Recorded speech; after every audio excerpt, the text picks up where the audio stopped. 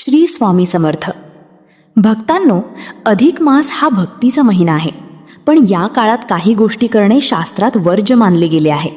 आपण कोणत्या चुका टाळल्या पाहिजेत? चला जाणून घेऊया. तर सर्वात महत्त्वाचे म्हणजे अधिक मासात विवाह, मुंज, गृहप्रवेश किंवा नवीन वास्तूचे भूमिपूजन यांसारखी मोठी शुभकार्य करू नयेत. या काळात नवीन व्यवसाय सुरू करणे देखील टाळावे.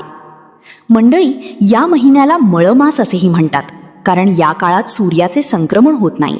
त्यामुळे शुभ कार्यासाठी लागणारे ग्रहांचे पाठबळ या काळात मिळत नाही असे शास्त्र सांगते. हा काळ भौतिक सुखांसाठी नाही, तर आत्मिक शांतीसाठी आहे.